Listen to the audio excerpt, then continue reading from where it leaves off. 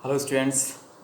तो आज हम इंडियन इकोनॉमिक डेवलपमेंट बुक को एनसीईआरटी के साथ में स्टार्ट कर रहे हैं और आज हम इसका सेकंड चैप्टर जिसका नाम है Indian economy during 1950 to 1990 chapter की स्टडी स्टार्ट कर रहे हैं। स्टडी बहुत ही इंटरेस्टिंग रहने वाली है। इसमें वीडियोस का पूरा आनंद लीजिए और आप स्टडी वीडियोस के साथ करते हुए अपने नोट्स जरूर बनाइए। इस सीरीज़ के अंदर सारा कुछ एनसीईआरटी के थ्रू चलने वाला है।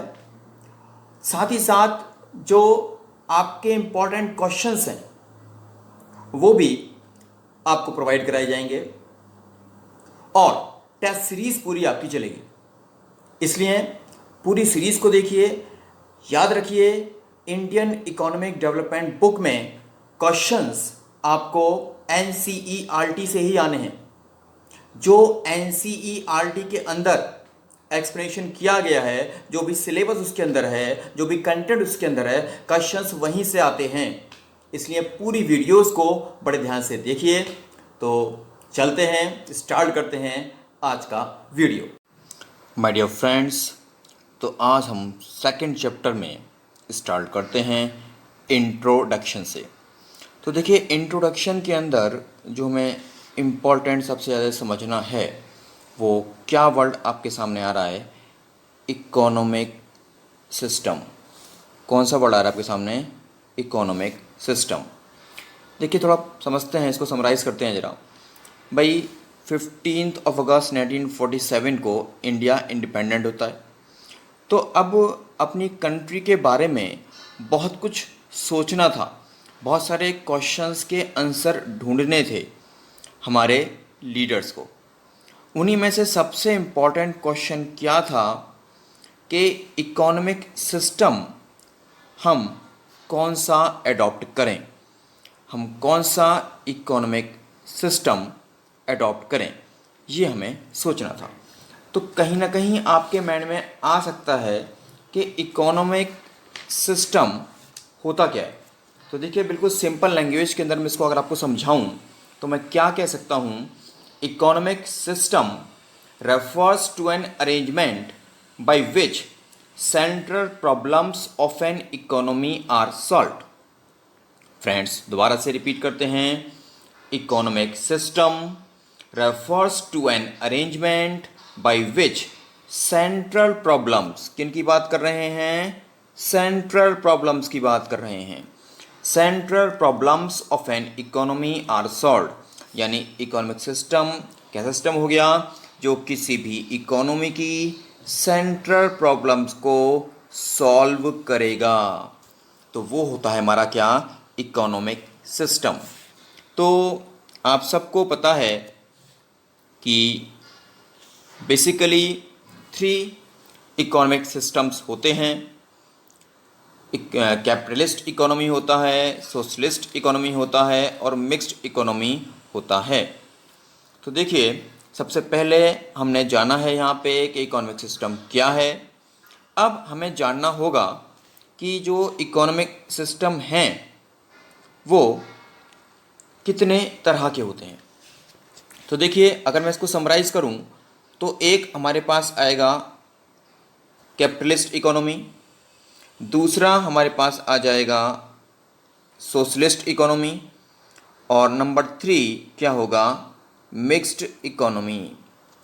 कैपिटलिस्ट इकोनॉमी होगा, सोशलिस्ट इकोनॉमी होगा और मिक्स्ड इकोनॉमी होगा। देखिए, अगर तीनों की डेफिनेशन की हम लोग बात करें तो हम बिल्कुल सिंपल बना सकते हैं और हम 3 वर्ड्स को अगर अपने माइंड में लेके आएंगे, किस किस को? Owned, controlled, operated. ये 3 वर्ड्स आप अपने माइंड में सेट रखिए। Owned, controlled, operated. और इसके साथ में एक वर्ड और रखना होगा, means of production. Means of production. तो हम क्या कहेंगे? अगर हमें कैपिटलिस्ट इकोनॉमी की बात करनी है तो हम क्या कहेंगे? Means of production owned, controlled, operated. अगर हम कैपिटलिस्ट इकोनॉमी की बात कर रहे हैं तो वो कौन करेगा? Private sector. कौन करेगा? Private sector. दोबारा से देख लेते हैं फ्रेंड्स, यहाँ तक की बात तो हमें क्लियर है। हम क्या कह रहे हैं? हम कह रहे हैं अगर हम किसकी बात करते हैं, कैपिटलिस्ट इकोनॉमी की बात करते हैं, तो means of production owned, controlled, operated किसको करना है? किसको करना है? प्राइवेट सेक्टर को करना है। अगर means of production owned, controlled, operated private sector कर रहा है तो वहाँ पर हम क्या कहेंगे? कौन सी इकोनॉमी है? वहाँ पे है कैपिटलिस्ट इकोनॉमी। अगर हम दूसरी की बात करते हैं, और दूसरा कौन सा आ गया हमारे पास? Socialist economy. फिर बात आई means of production owned, controlled, operated. अगर means of production owned, controlled, operate कौन कर रहा है? गवर्नमेंट कर रहा है। कौन कर रहा है? गवर्नमेंट कर रहा है। तो इकोनॉमी कैसी होगी? सोशलिस्ट इकोनॉमी होगी। हम कैसे कहेंगे? Means of production owned, controlled, operated किसके द्वारा? By government. किस इकोनॉमी के अंदर? सोशलिस्ट इकोनॉमी के अंदर। तो बिल्कुल सिंपल, एक एक चीज़ को बड़े आराम से और बड़े ध्यान से हमें समझना है। अगर हम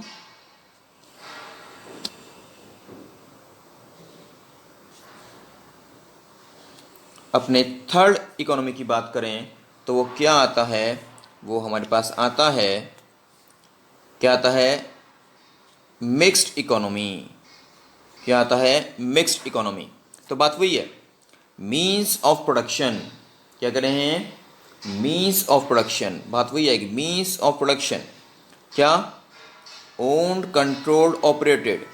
अब यहाँ पे क्या होगा? बोथ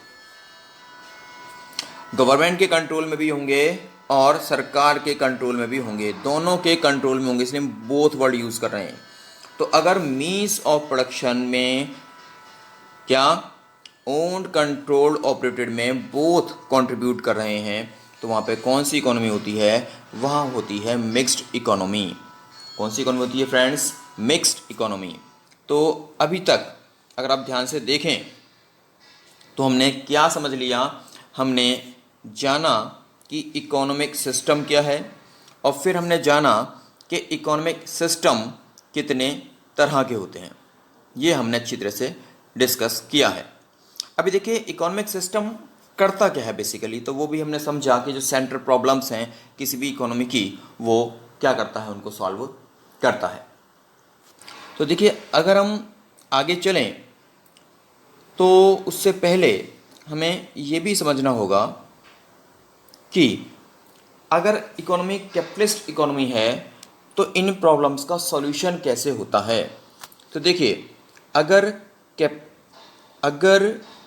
कैपिटलिस्ट इकोनॉमी है, अगर कैपिटलिस्ट इकोनॉमी है, ठीक है जी, तो तीन क्वेश्चन थे हमारे, व्हाट टू प्रोड्यूस, फिर दूसरा आया हाउ टू प्रोड्यूस, फिर आया होम टू प्रोड्यूस। तीन क्वेश्चन होते हैं, what to produce, how to produce और होम टू प्रोड्यूस। तो देखिए अगर व्हाट टू प्रोड्यूस की बात की जाए तो यहाँ पे कौन डिसाइड करता है? यहाँ पे डिसाइड करता है market forces. Market forces decide करता है कि क्या प्रोड्यूस करना है। अब मार्केट फोर्सेस आप लोगों ने 11वीं क्लास में पढ़े हैं, दो होते हैं, एक होता है डिमांड और एक होता है सप्लाई। यानी कैपिटलिस्ट इकोनॉमी के अंदर व्हाट टू प्रोड्यूस का आंसर मार्केट फोर्सेस देते हैं। मार्केट फोर्सेस दो होते हैं, डिमांड और सप्लाई। ठीक है जी, यहाँ तक की बात क्लियर है एकदम अच्छी तरह से। अगर हम बात करें कि कैपिटलिस्ट इकोनॉमी के अंदर पहला क्वेश्चन हमारा हो गया व्हाट टू प्रोड्यूस। हाउ की बात करते हैं, किसकी बात करते हैं? हाउ, कैसे प्रोड्यूस किया जाए। तो आपको पता है दो टेक्नोलॉजी होती हैं, एक होती है LIT, एक होती है CIT। तो देखिए कैपिटलिस्ट इकोनॉमी के अंदर अगर LIT की कॉस्ट कम आ रही है तो LIT यूज़ करेंगे, और CIT की कॉस्ट कमा रही है, तुम CIT यूज करते हैं। यानी कि कैपिटलिस्ट इकोनॉमी कॉस्ट को बेस बनाती है। जिस भी टेक्नोलॉजी, जिस भी यानी LIT के अंदर अगर उसकी कॉस्ट कमा रही है तो LIT यूज किया जाएगा, और CIT के अंदर अगर उसकी कॉस्ट कमा रही है तो CIT वो यूज करेगी। तो हमने दूसरे क्वेश्चन का आंसर भी जान लिया है। अब यहां पर हमारा अगर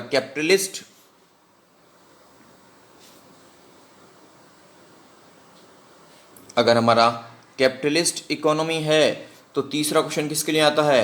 फॉर होम टू प्रोड्यूस। तो देखिए यहां आपको ध्यान रखना है कि कैपिटलिस्ट इकोनॉमी के अंदर नीड के बेस पे नहीं होता है, नीड के बेस पे डिस्ट्रीब्यूशन नहीं होता है, बल्कि परचेजिंग पावर के बेस पे होता है। कैपिटलिस्ट इकोनॉमी के अंदर फ्रेंड्स नीड के बेसिस पे नहीं होता है डिस्ट्रीब्यूशन, किसके बेस पे होता है? परचेजिंग पावर के बेसिस पर होता है। तो देखिए शॉर्ट में, समराइज वे में हमने ये स्टडी किया कि कैपिटलिस्ट इकोनॉमी के अंदर तीनों ही क्वेश्चंस के आंसर किस तरह से दिए जाते हैं। ओके, अब देखते हैं अगर हम सोशलिस्ट इकोनॉमी की बात करें, अगर हम